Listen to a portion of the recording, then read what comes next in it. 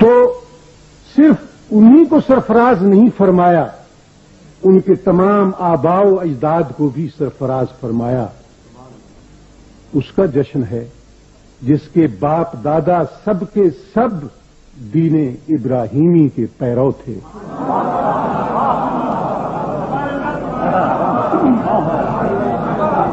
ان میں کوئی بت پرست نہ تھا، کوئی مشرک نہ تھا۔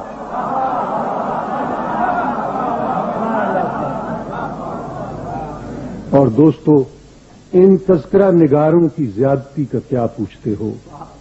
انہوں نے تو جناب ابو طالب کو بھی معاف نہیں کی۔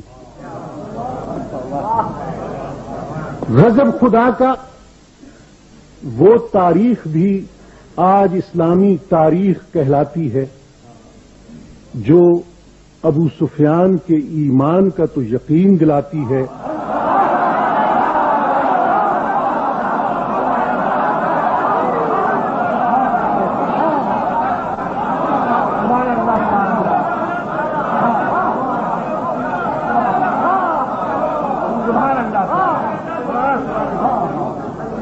غضب خدا کا وہ تاریخ بھی آج اسلامی تاریخ کہلاتی ہے جو ابو سفیان کے ایمان کا تو یقین دلاتی ہے، مگر محسن اسلام جناب ابو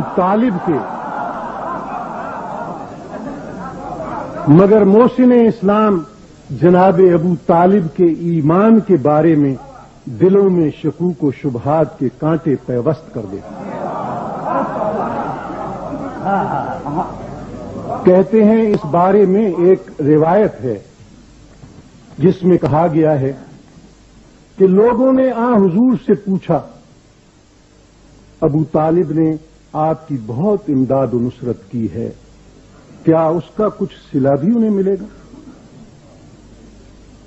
فرمایا، ہاں، ذرا دل پر پتھر رکھ کر یہ الفاظ سن لیجیے گا، ہاں، ہم نے انہیں جہنم میں ڈوبا ہوا پایا تو ہم اپنی شفاعت سے قیامت کے دن انہیں اس مقام پر لے آئیں گے جہاں آگ ان کے ٹخنوں تک ہوگی، مگر اس سے دماغ ان کا کھولتا ہوگا۔ اس کو جانے دیجئے کہ قرآن کہتا ہے وَمَن يَشْفَعُ عِندَهُ إِلَّا بِإِذْنِهِ۔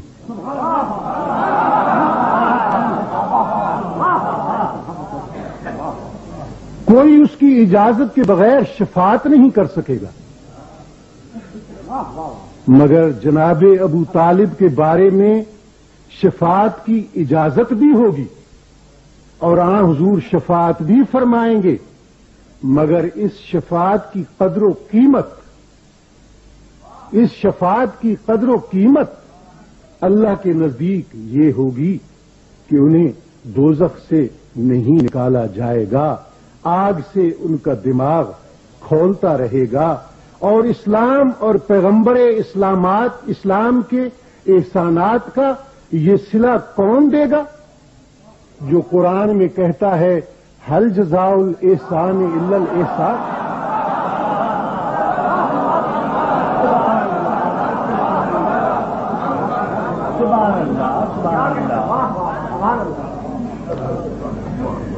اور اسلام اور پیغمبر اسلام کے احسانات کا یہ صلہ کون دے گا جو قرآن میں کہتا ہے هل جزاء الاحسان الا الاحسان، احسان کا صلہ احسان کے سوا کچھ نہیں۔ اور سبحان اللہ، حضرت ابو طالب کے احسانات کا کیا اچھوتا بدلہ ہے جو ہم لوگوں نے آپ کو عطا کیا ہے۔ حضرت ابو طالب کی نیکیاں تو اتنی بھاری ہیں کہ خدا کی قسم ساری دنیا کے انسانوں میں تقسیم کر دی جائیں تو کوئی دوزخی نہ رہے۔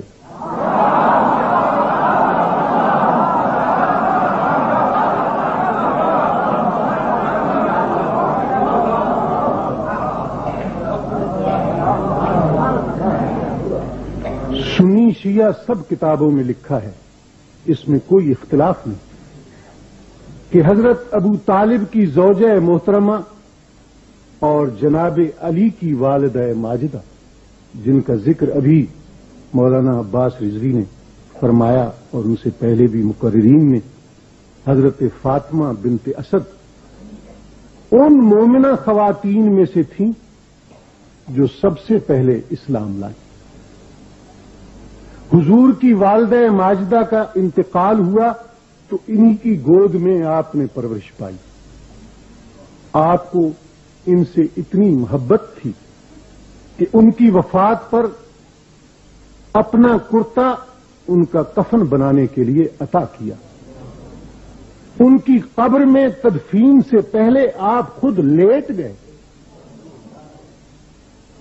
حضرت فاطمہ بنت اسد کے اسلام لانے کے 8 سال بعد حضرت ابو طالب کی وفات ہوئی۔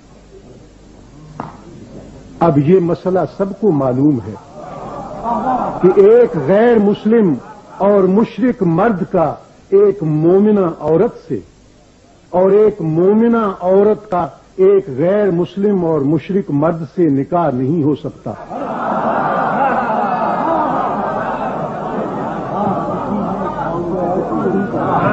نکاح ہو جائے تو ٹوٹ جاتا ہے، مگر جناب ابو طالب 8 سال ایک مومنہ بیوی کے ساتھ رہتے ہیں، حضور انہیں علیحدہ نہیں کراتے۔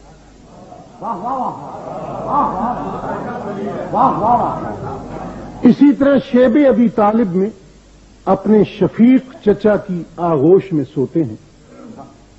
چچا رات کو اٹھ کر ان کی جگہ اپنے بیٹوں کو لا لٹاتے ہیں کہ کہیں سوتے میں بھتیجے پر حملہ نہ ہو جائے، کہیں ان کی جگہ لوکیٹ نہ ہو جائے کہ وہ کہاں استراحت فرما رہے ہیں۔ قرآن کے احکام یہ ہیں کہ اسلام کے دشمنوں سے دوستی نہ رکھو۔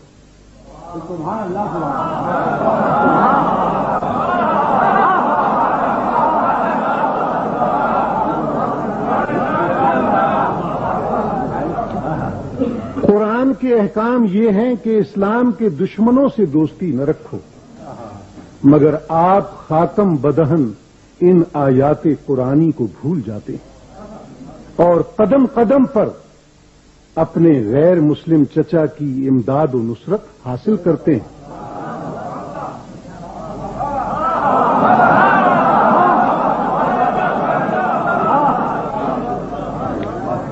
اور آگے بڑھیے، حضرت خدیجہ سے آپ کا نکاح ہوتا ہے، تو آپ جانتے ہیں نکاح خان کون ہے؟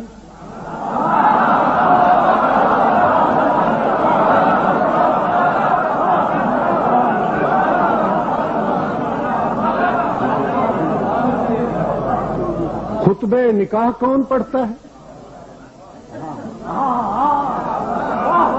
جس کو شک ہو مولانا شبلی نعمانی کی سیرت النبی ہی اٹھا کر دیکھ لے، اس میں کسی مورخ نے اختلاف نہیں کیا کہ خطبہ نکاح جناب ابو طالب نے پڑھا۔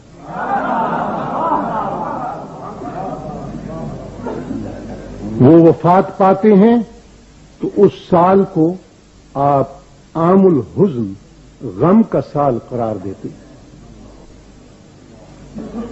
ان سارے حقائق کے باوجود جناب ابو طالب کا جرم یہ بتایا جاتا ہے کہ انہوں نے اسلام کا اعلان نہیں کیا۔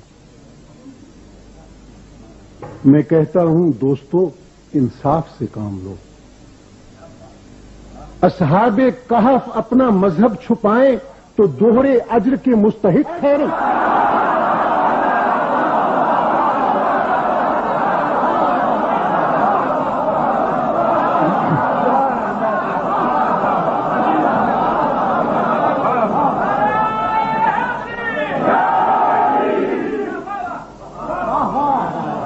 اصحاب کہف اپنا مذہب چھپائیں تو دوہرے اجر کے مستحق ٹھہرے، اور ابو طالب اسلامی مصلحتوں کی وجہ سے اسلام کا اعلان نہ کریں تو کافر و مشرک قرار پائیں۔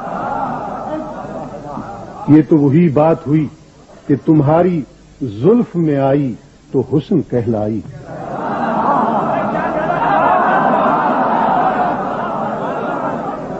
تمہاری زلف میں آئی تو حسن کہلائی، وہ تیرگی جو میرے نامہ سیاہ میں.